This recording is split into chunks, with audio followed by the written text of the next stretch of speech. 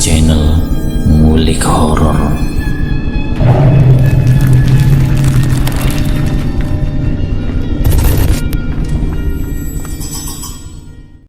Assalamualaikum warahmatullahi wabarakatuh. Kembali lagi di channel Ngulik Horor.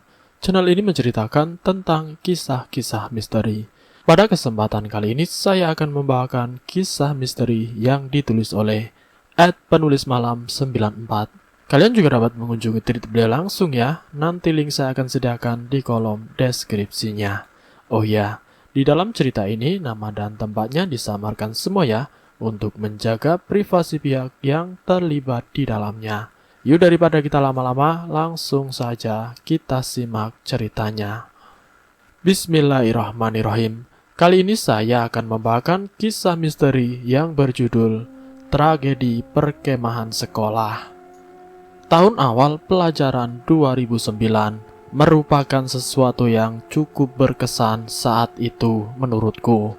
Ya, karena aku baru saja diterima masuk ke salah satu sekolah favorit SMA negeri di kampung. Oh ya, aku ini memang anak pindahan dari luar kota, sehingga perlu waktu untuk bisa beradaptasi dengan lingkungan sekolah yang baru. Beruntunglah karena sifatku yang mudah bergaul dan gampang menyesuaikan diri, aku dengan cepat sudah memiliki teman-teman baru di sekolah. Masa-masa orientasi siswa baru atau ospek pun tidak terasa sudah hampir terlewati. Pada puncak acara masa orientasi siswa baru, sekolahku mengadakan kegiatan perkemahan sekolah di hari Jumat sampai Minggu. Kegiatan tersebut bertujuan untuk membuat para siswa bisa lebih mengenal tentang sekolah mereka, para guru, kakak kelas, dan juga supaya para murid bisa saling mengenal satu sama lain. Sehari sebelum hari H acara perkemahan, dalam satu kelas dibagi menjadi 4 tim yang terdiri dari 2 tim wanita dan 2 tim pria.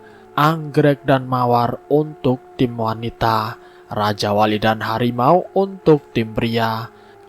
Kala itu aku ditunjuk sebagai ketua regu pria Raja Wali, dan salah seorang temanku Fajar menjadi ketua regu pria Harimau.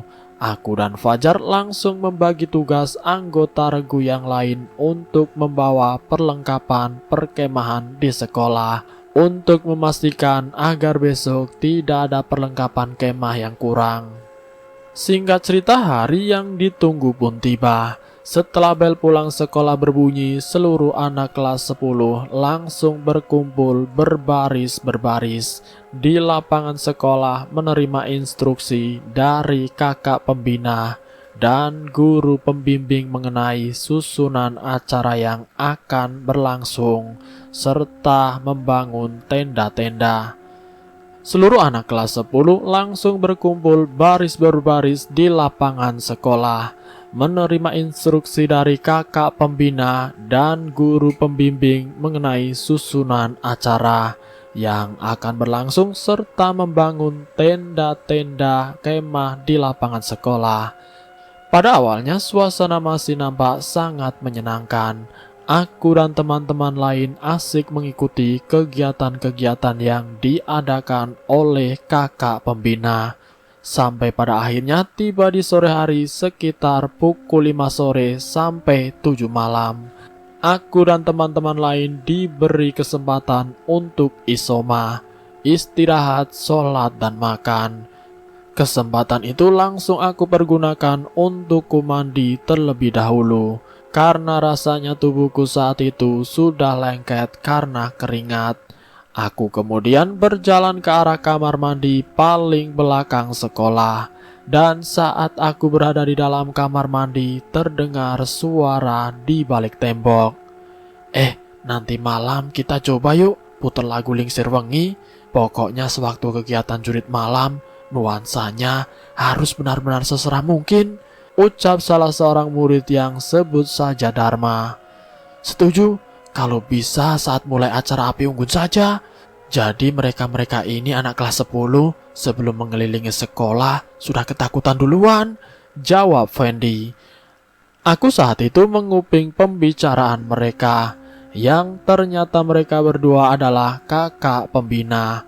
Setidaknya aku pun jadi tahu saat jurit malam nanti para kakak pembina tersebut sudah menyiapkan beberapa titik-titik jebakan untuk menakut-nakuti para adik kelasnya, serta akan memutar lagu Lingser Wengi untuk menambah kesan seram. Setelah aku mendengar mereka pun sudah pergi, aku langsung segera bergegas mandi dan menginfokan kepada anggota reguku untuk tidak salah pilih jalur jurit malam dan memberitahu lokasi-lokasi yang akan dipakai oleh kakak pembina yang sedang menyamar sebagai hantu untuk menakut-nakuti.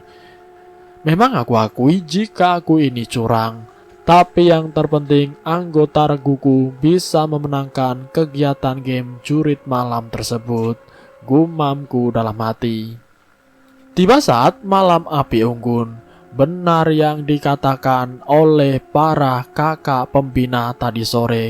Mereka serempak memutar lagu Lingser Wengi dan menyuruh kami memilih untuk menentukan jalan mengelilingi sekolah untuk menemukan bendera yang disembunyikan di salah satu tempat.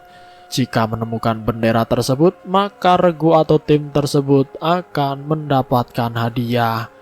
Jika gagal, maka akan ada hukumannya.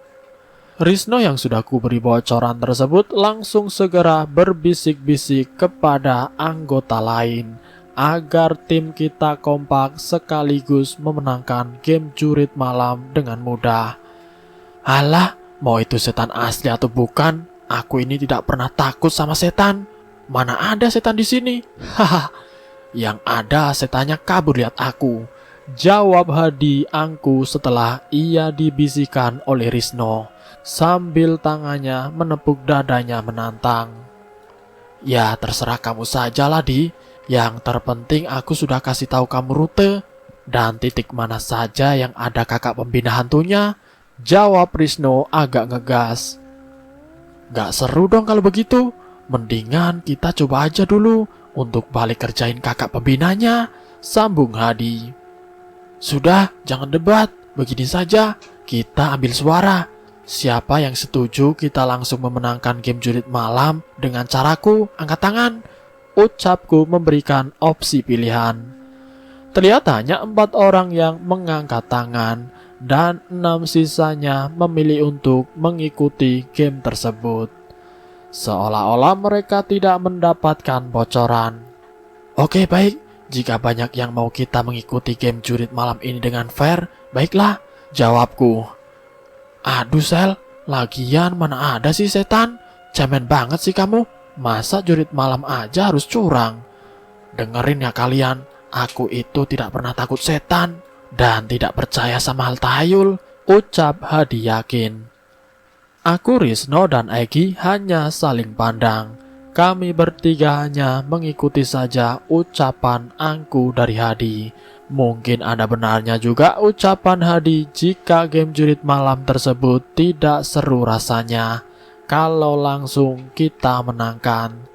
Tetapi aku pun tidak setuju dengan kata-kata Hadi yang seolah menantang makhluk tidak kasat mata tersebut. Sengaja aku memilih rute yang berlawanan dengan apa yang ku dengar saat di kamar mandi. Dan regu yang aku pimpin hanya dibekali penerangan 1/4 lilin. Oke, adik-adik semua, kalian hanya diberi 1/4 lilin sebagai penerangan dalam pencarian bendera. Jika regu kalian lambat dalam pencariannya, maka kalian harus gelap-gelapan sampai batas waktu yang ditentukan habis, ucap si kakak pembina memulai game sambil menghitung mundur. Aku sebagai ketua tim berusaha untuk tetap tenang dan pelan-pelan berjalan menyusuri sekolah. Yang kutakutkan saat itu sebenarnya bukan perihal hantu atau hal-hal gaib, melainkan jika timku kalah akan menerima hukuman, dan jika lilin sebagai sumber pencahayaan utama kami mati. Di sepanjang perjalanan Hadi selalu saja bertingkah menantang makhluk-makhluk tidak kasat mata dengan umpatan-umpatan kasarnya, entah apa maksudnya. "Ngapain sih kayak gitu? Ngerasa sok jago saja?" tanya Egi yang mulai kesal dengan tingkah laku Hadi mencari perhatian. Ditegur oleh Egi, Hadi bukannya diam, malah menjadi-jadi. Bahkan saat melewati sebuah pohon belakang sekolah, Hadi sempat meludahi ke arah pohon tersebut. "Sopan sedikit dong, kita tahu kamu ini tidak percaya setan. Tapi kalau menentang begini, takutnya akan ada kesurupan," bentak Krisno. Saat suasana regu mulai memanas karena ulah Hadi, tiba Zainal menunjuk ke arah atas pohon belimbing yang baru saja diludahi oleh Hadi. Itu apa?" tanya Zainal sambil tergagap. Sontak kami semua melihat ke atas pohon dan nampak siluet seorang wanita berbaju putih yang menunduk dengan rambut panjang menjuntai menutupi wajah. Sepersekian detik wanita itu kemudian menghilang disertai oleh suara cekikikan khas kuntilanak. "Ah, itu paling juga kakak kelas yang nyamar," jawab Hadi masih tidak percaya. Aku yang masih mengingat percakapan dari kakak pembina sewaktu sore hari yakin jika penampakan tadi bukanlah penampakan manusia, melainkan benar-benar kuntilanak. Tetapi aku masih mencoba untuk menyembunyikan kenyataan tersebut kepada teman-teman lain. Takut-takut kalau mereka tidak fokus dan malah menjadi kesurupan. Keadaan kini semakin mencekam, manakala Anwar merasa jika tengguknya berat dan kepalanya pusing. Aku menawarkan agar Anwar segera kembali ke tenda untuk beristirahat. Namun ia menolak dan bersikukuh melanjutkan game jurit malam. Baru kemudian beberapa langkah Anwar terjatuh dan langsung menjerit melengking seperti teriakan perempuan. Kami langsung panik dan segera memanggil kakak pembina serta guru pembimbing untuk meminta pertolongan. Tetapi bagai aliran listrik yang cepat menyambar, tidak memakan waktu lama, Zainal, Erwin, Guntur ikut terjatuh dan mereka kesurupan. Tidak hanya mereka berempat, ketika aku dan teman-teman lain sibuk menyadarkan dengan cara mendoa-doakan sebisa kami. Kini giliran dari anak murid perempuan yang mulai kesurupan. "Loh, Hadi kemana, Sel?" tanya Egi yang baru menyadari jika tiba-tiba Hadi menghilang. Aku terhenyak dengan pertanyaan Egi. Kulihat sekeliling namun tidak ada Hadi. Aku berinisiatif memutuskan mencari Hadi dengan Usman dan Randy, serta Egi Risno membantu teman-teman yang kesurupan bersama seorang kakak pembina. Suasana semakin malam semakin mencekam, manakala kini hampir setengah dari murid kelas 10 mengalami kesurupan massal dan jumlahnya semakin bertambah. Aku, Usman, dan Randy berteriak-teriak memanggil Hadi, namun ia tidak jua menjawab. "Aneh, kita sudah muter-muter keliling sekolah, tapi Hadi tidak ada," ucap Usman yang mulai khawatir. "Apa jangan-jangan si Hadi ngumpet kali ya, karena merasa bersalah menantang makhluk tidak kasat mata dan membuat teman-teman yang lain kesurupan? Sudahlah, tidak perlu dicari aja orang sombong begitu," sambung Randy. "Kita harus cari Hadi sampai ketemu. Kok aneh ya, bisa dia tiba-tiba tidak ada? Mungkin saja dia lagi ngumpet," jawabku. Langkah kami bertiga terhenti di ruang laboratorium yang tepatnya berada di bagian paling ujung gedung sekolah. Yakin kamu kalau Hadi ada di sini?" tanya Usman. "Coba saja dulu, barangkali ada Hadi di sini," jawabku sambil terus memanggil Hadi. Kret! Tiba-tiba pintu laboratorium terbuka dengan sendirinya. Usman dan Randy saling bertatapan. Kok pintunya terbuka sendiri?" tanya Usman. Hadi, tidak lucu kamu itu bercandanya. Cepat keluar dari ruang laboratorium, segera. Memang kamu gak takut gelap-gelapan di situ?" cerocos Randy. Setelah beberapa detik menunggu tidak ada jawaban dari Hadi, aku memberi aba-aba untuk merangsek masuk ke dalam ruangan laboratorium tersebut bersamaan. Ayo, kita masuk ruang laboratorium bertiga. Ini tempat terakhir yang mungkin ada Hadi. Kalau di sini masih tidak ada Hadi, sebaiknya kita harus lapor ke guru pembimbing. Ajakku kepada Usman dan Randy. Begitu masuk beberapa langkah, cahaya lilin kami bertiga langsung menyoroti rangka tengkorak yang berada di ruang laboratorium, sehingga membuat Usman teriak ketakutan. Tenang, itu bukan setan, itu cuma replika rangka tengkorak manusia saja, Us. Jawabku cepat menenangkan Usman. Tubuh Usman masih gemetar ketakutan. Dan tiba-tiba ada suara Hadi dari sudut ruangan laboratorium. Mau apa kalian kesini? Pergi kalian, dasar kurang ajar, bentak Hadi. Lilin redup yang kami bawa lalu kami arahkan perlahan mengitari ruang laboratorium gelap. Kemudian tidak lama terlihat tubuh Hadi yang sedang jongkok di bawah meja dengan posisi yang membelakangi kami. Randy langsung menepuk pundak Hadi. Ayo ke lapangan. Ngapain kamu di sini? Namun setelah Hadi menengok, matanya terbelalak putih semua dan menggertakkan giginya. Kami bertiga langsung lari kocar-kacir tanpa memperdulikan satu sama lain. Sampai pada akhirnya kami bertemu kembali di lapangan yang dipenuhi oleh siswa-siswi kesurupan. Pak, tolong Pak. Hadi ada di ruangan laboratorium saat ini. Mungkin kesurupan masal ini ada kaitannya dengan Hadi. Ucapku meminta pertolongan para guru agar bisa segera membawa Hadi keluar. Dua orang guru segera mengikutiku ke ruang laboratorium beserta dengan salah seorang kakak pembina. Sedangkan Usman Randy diminta untuk menyalakan saklar listrik. Kami dengan tergesa-gesa menuju ruang laboratorium. Sesampainya di sana, kebetulan lampu sudah menyala dan muncul dari bawah kolong meja Hadi yang tengah merangkak seperti hewan sambil tertawa-tawa. Wah, pergi kalian dari sini. Anak ini akan kami bawa karena sudah menantang kami penunggu sekolah ini, ujar sosok tersebut.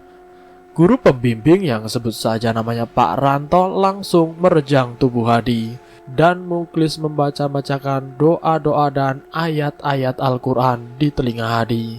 Namun Hadi masih terus berontak dan membuat kami semua kelelahan.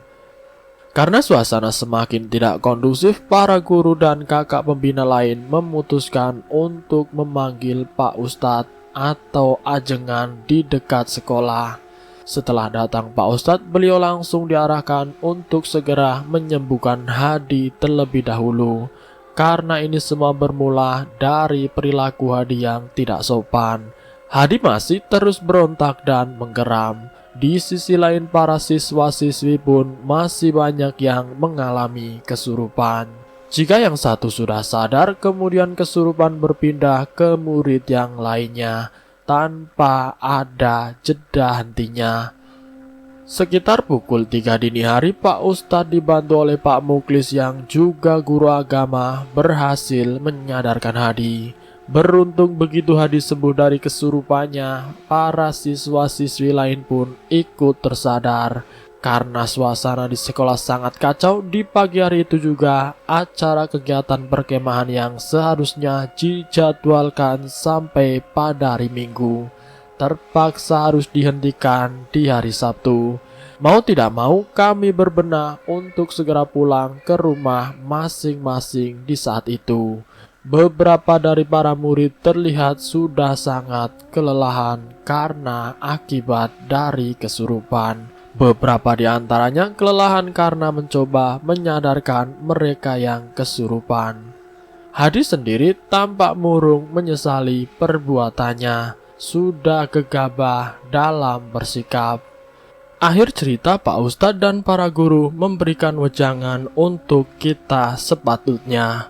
berlaku sopan terhadap hal-hal yang tidak kasat mata. Imbas dari perlakuan tidak sopan, satu orang menyebabkan hampir setengah dari siswa kesurupan saat acara perkemahan sekolah. Dan selesai. Itulah kisah misteri yang berjudul Tragedi Perkemahan Sekolah. Semoga kisah kali ini bisa menjadi pembelajaran untuk kita semua, agar kita tidak semena-mena terhadap makhluk tak kasat mata. Semoga apa yang baik dalam cerita ini bisa dijadikan sebagai contoh kehidupan. Semoga kita selalu dalam lindungan Allah Subhanahu wa Ta'ala. Ambil sisi positifnya dan buang jauh-jauh sisi negatifnya. Terima kasih sudah mampir di channel kami. Jika kalian tertarik dengan video kami, silakan tekan tombol like, share, dan komen. Tekan subscribe untuk mengikuti video kami selanjutnya. Wassalamualaikum warahmatullahi wabarakatuh.